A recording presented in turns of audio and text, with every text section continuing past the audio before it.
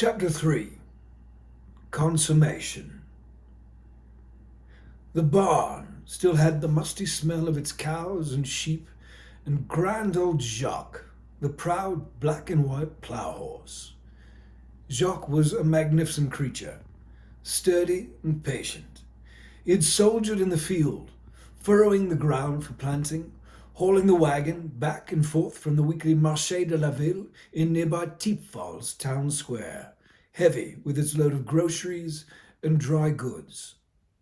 Jacques and all the barn's former occupants were gone now, in the bellies of soldiers or refugees, and the only remains of the barn were scatterings of hay and a smattering of rotten seed from 4 springs prior.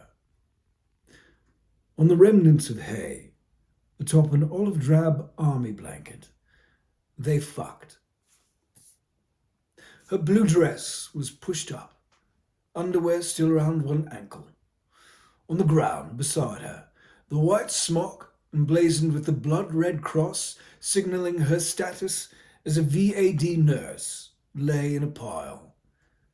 Their eyes were shut, no intercourse occurring, just a brief, rough respite from all that had waited outside those barn doors, an escape for the both of them.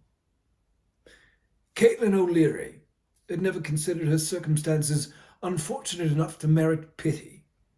She had grit to her. Experience taught her that well enough. She had borne up under everything that life had thus far smacked her in the teeth with. Bone-deep poverty and the British Lion's brutal yoke on her homeland. A father, cursed by lineage and desire, with the Irishman's penchant for the bottle and the Jekyll and Hyde possession that affliction wrought in him. Her mother's ravenous cancer that sucked the marrow out of her bones and left her an empty husk in the final hours, bright hazel eyes staring out of a skull wrapped in delicate, translucent skin, which seemed thinner and softer than damp tissue paper. The telegram about her brother Aidan's death on the battlefield at Arras in 15 had seemed par for the course. Yet Caitlin weathered all that and more without going crackers or falling into some everlasting broken-hearted despair. So the sensation of overwhelming terror that had begun visiting her in the nights did not sit well with her. When it started to visit her in quiet moments during the day, she knew that her steel spine was starting to fracture. Thus, she closed her eyes and fucked Finbar Kelly, because although there was little joy to be found in the act, it was the one piece of Ireland which she could physically touch and hold fast to, and in that there was an escape from the demons that haunted her. It was serving as a momentary off switch to the chaos that had gotten its teeth into her, and like the boa constrictor she saw in a Gippo travelling circus as a child, was making his way up her body, consuming her piecemeal, a patient juggernaut that fed his hunger a millimetre at a time. Her coital partner, Finbar Kelly, was dashing in the Irishman's way. Copper and criminal, waging an internal battle for supremacy, finding in the fray that they were in fact one and the same. He was a topper, pants pulled down to his knees, lost in the act, still wearing the woolen army blouse of a sergeant in the Royal Irish Fusiliers. Life had come easy to Finn. Same as many other men, he was blessed with a conscience that he twisted off and on like a spigot. When it served him, he embraced every measure of feeling that there was, filled with love and hate, passion and Irish melancholy. When it did not serve his ends, he shut that tap off, or ran it to bone-chilling cold, cutting all feeling, enabling him to take a blow that would fell a lesser man, or give a relentless, remorseless savaging to whoever stood in his way. Today, that tap was locked off good and tight. The boa constrictor that was the front had its teeth in him too, and Finbar had found that the best way to keep it at bay was not to allow any feeling, good or ill, to sway him.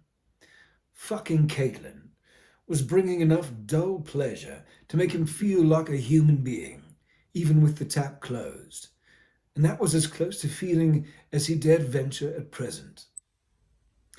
They came in unison, but not together, and it was neither rapturous nor joyful. It was simply over.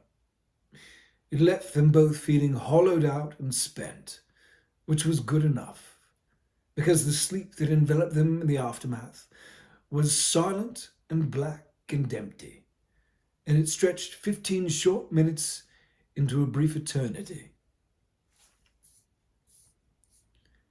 Caitlin swallowed a dram from Finbar's whiskey bottle. She set it back down beside his worn rucksack, her mind already somewhere beyond the barn and the fuck, back to the front, before her body was forced to join her. Finbar was standing, a blur in her periphery, buttoning up his uniform blouse. His Irish baritone made a stream of consonants and vowels, but as the whiskey burned away in her chest cavity, she allowed them to be mush, not ready to let his words intrude. Caitlin. Hey, you deaf? I said, have you heard anything from home? Your dad? Caitlin. She did not respond, though the last had cut through. She straightened her apron, a breath, then back to the living. No, I haven't. What's the matter, girl? She saw the dead boy in her mind's eye. For a moment, he had her brother Aidan's ginger hair and mischievous grin. She shook it off. I don't know. Shrapnel in the dead boy's belly had cut his intestine in half. Blessing was, he had lost his nose and eyes, so he could not smell the shit and infection or see the pus. Such a funny thing. There was a silence as she finished her buttoning. Feels like I've seen death and dying all my life, and plenty of it, my ma, and then all them boys in the Easter uprising, Aidan. It's never stopped me going forward. They all hurt in their own way, you know, but I've never turned cold-hearted. I've always moved ahead regardless. But I sat last night with a Cockney boy, changing out his bandages, his scalp, half his face gone. Finbar shrugged in disgust. Christ, I've just left him in the field, or put one in his head for mercy's sake. Aye, they ought have, but they didn't. Caitlin picked up the bottle. She took another swallow. The dead boy had been smiling. And why not? All he felt was the double dose of morphine. He had reached out his hand, and Caitlin had taken it. We held his hand. I read fucking Psalms to him till he was gone. The dead boy just lay there beside her, a broken, empty vessel, a clay pot some feeble-handed gardener had shattered past repair on the cobbles that now needed sweeping up, dirt and plant and pot and all, to be dropped in a waste bin and dumped into a pit with all the other refuse. Caitlin cleared her throat. I'm not sure when he passed, but I felt his hand had gone cold. And that's all I felt. The temperature. Everything else in me was numb, as if I was the one with the intravenous morphine. I felt nothing. And that's when I knew that I've had my fill, that I'm done. Done? With what in particular? All of it. The whole bloody show. The cause. All of it. Fucking done. Finbar took the bottle from her. He drank. He marshalled his thoughts. Then, you know, I risked my life to get here. To see you. To deliver this. He picked up his rucksack and dropped it at her feet. It fell open, revealing a cache of Mills bomb hand grenades and assorted pistols. I risked my life getting back to my company at the front without a proper fucking pass. So you may be done with me, but you'll be strong and do your bit for the cause. She shook her head. I don't think so. Finbar's glare sharpened. Then why'd you come today? If you're so fucking broken and done? I don't know. Habit? I shouldn't have. And I won't again. When Finbar grabbed her, it was neither hard nor fast, yet it was violent all the same. He pulled her up and pressed her against the wall, her chin in his hand. He forced her eyes up to meet his. If that fucking rucksack doesn't reach County Kildare with the captain's effects, I'll know. And we'll come find you and make sure you're well and truly done. This is bigger than you and your conscience and your shame and your broken fucking heart or head or whatever it is ails you. Do you understand me? Caitlin glared at him, defiant. His grip under her chin tightened. Do you fucking understand me? Caitlin choked down her defiance.